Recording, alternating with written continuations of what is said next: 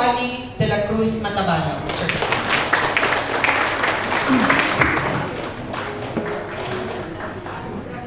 Maraming salamat.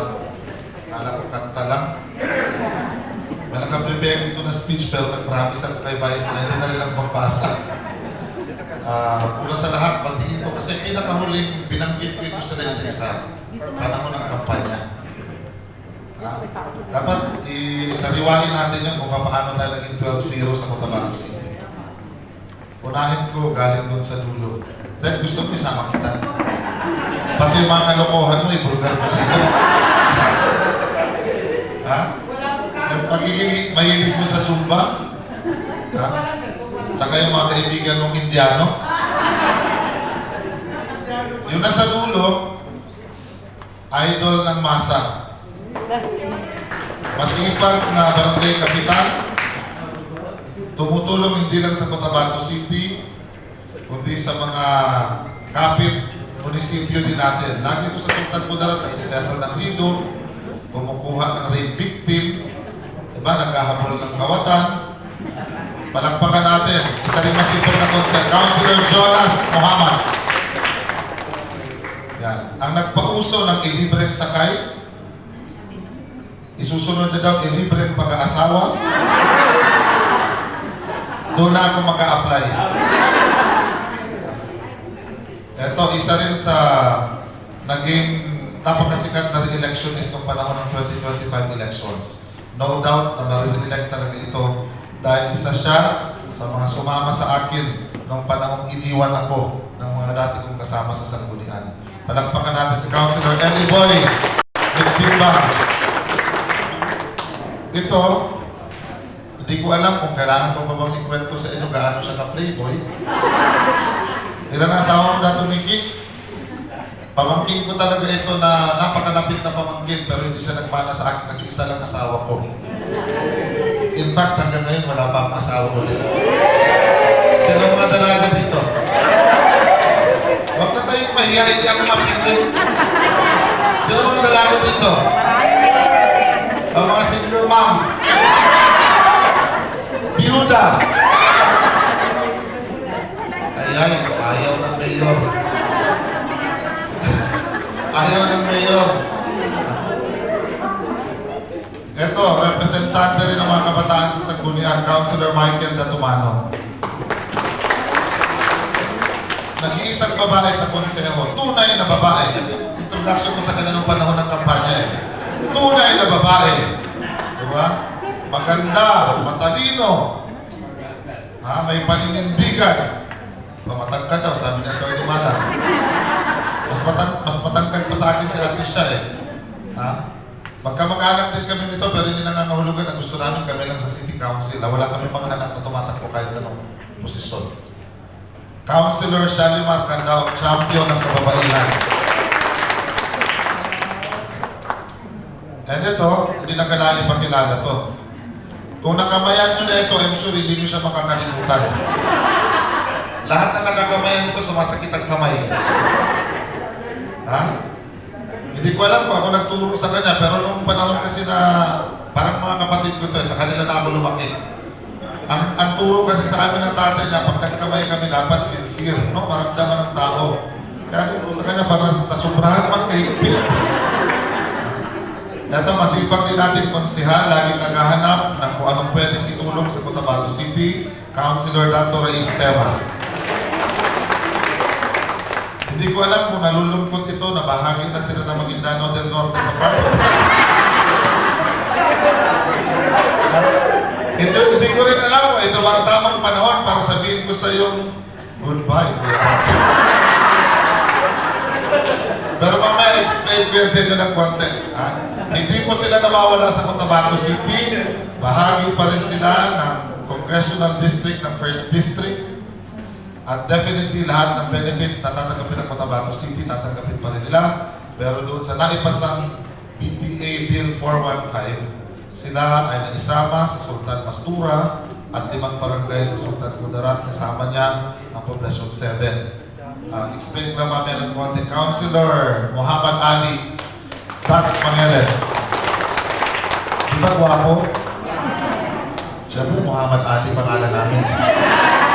Sabay, pabor-pabor. Ha? Ito, ang ustad sa grupo namin na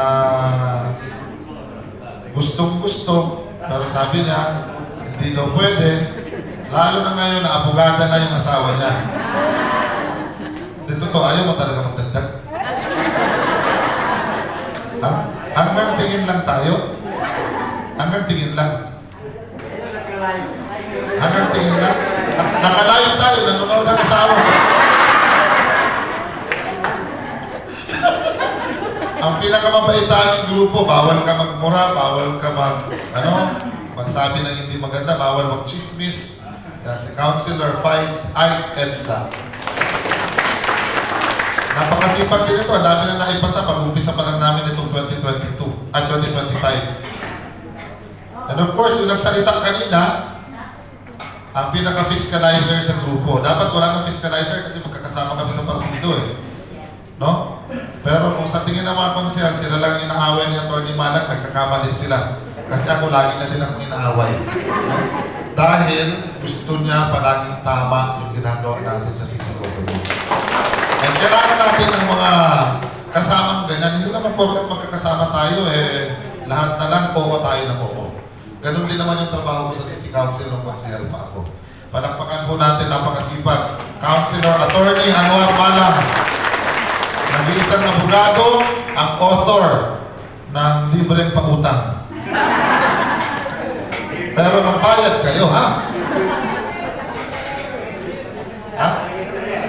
May bayad. Ay, hindi pala libre. Angel Fund. Pautang na walang interes. Okay. Tapos, mayroon yung sa dulo ng kanyang ordinance na and we pray na ang mga hindi magbabayad, sana kunin na ni Lord.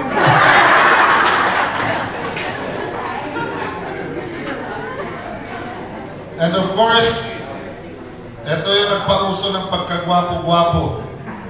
Parang nagkakatotoo tuloy, Vice. Marami nagsasabi, blooming daw ako. Sino nagpapa-blooming? Bahala na kayo mag-isip. Gusto niyo sabihin ko sa inyo sino? Sino? Pagkachismosa ninyo. Ito, ang ating napakasipag na Vice Mayor. Kahit minsan hindi ko po tinignan na hindi maganda yung ginagawa niyang pag-iikot, pamimigay ng bigas, pagtulong sa may hirap. Dahil lahat naman kami dapat pare-pareho ng ginagawa. Nagkataon lang, legislative sila, executive ako. Pero hindi nangangahulugan na porket Vice Mayor ka at legislative ang trabaho mo, doon ka lang sa opisina mo, magmukmuk ka, hindi ka nalalabas to reach out. Remember, our goal in running for public office is service. Hindi naman po pwede sa loob ng opisina ka na magsaservisyo kasi Vice Mayor ka. Ang trabaho po ng Vice Mayor, mas mabigat pa sa Mayor. Kasi meron na siyang council, meron pa siyang trabaho sa opisina na kailangan niyang pumasok 8 to 5 in the afternoon. Si Mayor po, anytime pwede lumabas ng opisina. Lalo na kung naghahanap ng babe. So palakpakan po natin ang napakasipag Vice Mayor Sultan Johair Madar. Wala na akong mahihiling pa talaga, no, na maging Vice Mayor ko. At gaya ng sinabi na, hanggang napapakinabangan niyo pa po kami, hanggang may nagagawa pa kami mabuti for Cotabato City ay magtutuloy-tuloy kami tandem. Inshallah. And of course, batiin ko siyempre yung ating napakasipag na City Director ng MILG. Si CD Edgardo Padurina. Yan. Kamiyembro din namin yan. Takot sa asawa. Pero may sideline ka ba? Wala. Kaya takot ka kasi nakalive tayo. Actually, tapos na yung speech ko. Hanggang doon na lang. Well, ano ba ang essence nitong? First of all, I'd like to congratulate you for being the first ever officers and members of the Cotabato City People's Council. At kayo rin ang kauna-unahang na-induct into office na People's Council sa kabuuan ng Bangsamoro Autonomous Region Muslim. So this is another history sa Cotabato City. Remember, tayo lang yung grupo na nagkaroon ng 12-0. Tayo lang yung nagkaroon ng napakalaking number ng boto. Ngayon naman tayo ang nag-set ng kauna-unahang People's Council.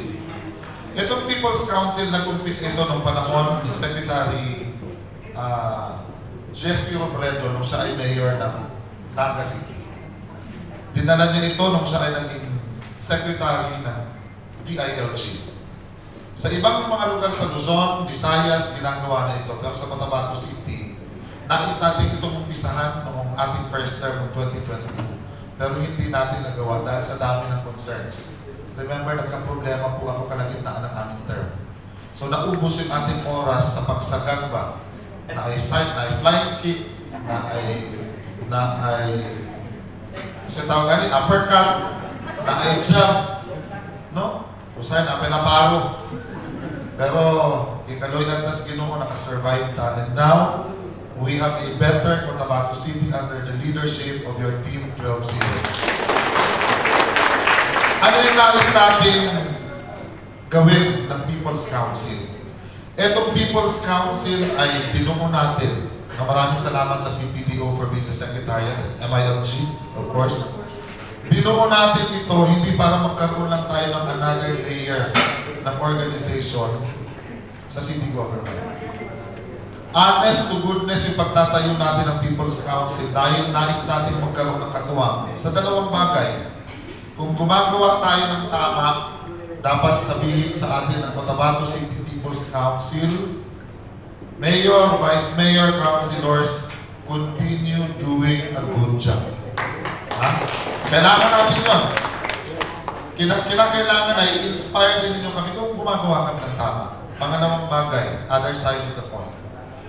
Pagka meron kaming ginagawang hindi tama at sa tingin ninyo hindi makakabuti para sa nakararami at hindi para sa lahat, by all means, huwag kayong magdalawang isip that as a council, no, not as an individual members, as a council, iparating ninyo sa amin ang inyong mga hinaing, ang inyong mga observation, 100% sa ngalan ni Vice Mayor at ng ating mga konsihal at ng mga kawani ng city government, pakikinggan namin kayo at itatama natin kung talagang merong mali.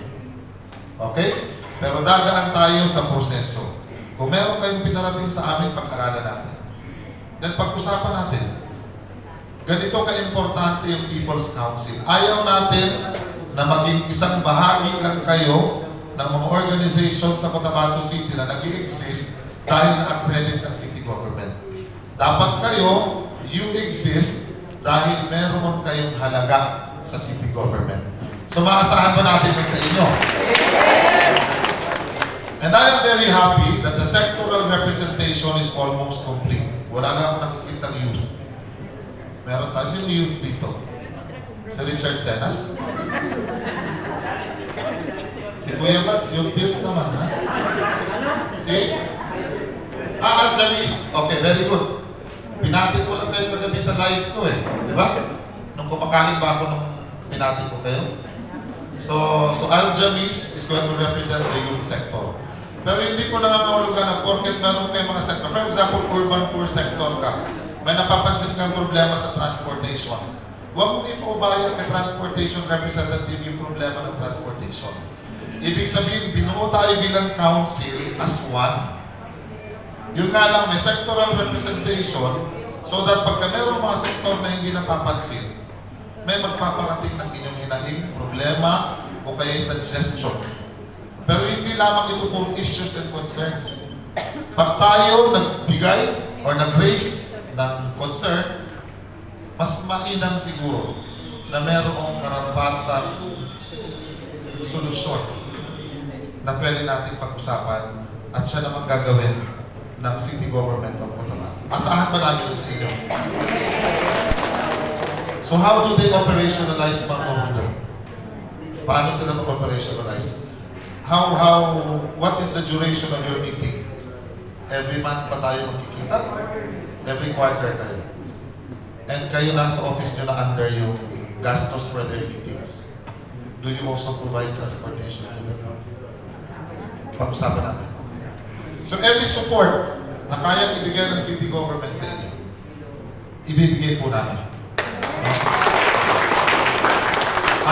Ang hiling ko lang talaga, kung meron kong issues among yourselves, hindi natin may aalis yan. Wala talagang perfect. Si perfecto nga, nagkakamali. Perfecto na pangalan yan. No? Wala talagang perfect. May mga pagkakataon talaga na may mga issues na hindi natin mapagkayarihan. Hindi tayo magkasundo. No? Pero hinihiling ko lang, idaan natin sa proseso yung mag-resolve. Huwag natin gawing personalan yung mga away. Yun yung nangyari sa amin noong nakaraan. So dapat natuto na tayo ng leksyon na noong 2023 hanggang 2025, nagka-problema tayo because of personal differences and personal interests. Nung hindi man kayo halal na opisyal, hindi man kayo nabigyan ng katungkulan sa city government, lagi po ninyong ilagay sa inyong puso't isipan that you are here because kailangan namin kayo para mas mapaghusay natin ang serbisyo sa Cotabato City.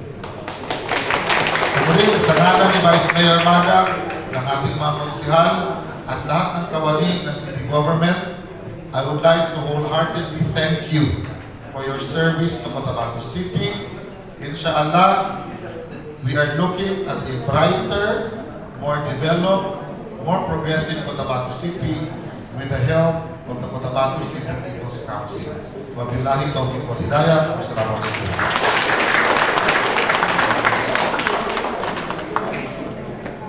Thank you very much, Mayor, for that meaningful and insightful message. The points shared truly remind us of the importance of unity, participation, and shared responsibility in strengthening our community through the People's Council. At this moment, ladies and gentlemen, to give us the closing remarks, may I call on Ms. Yana Torres, the CSO Tripod President. A round of applause, please.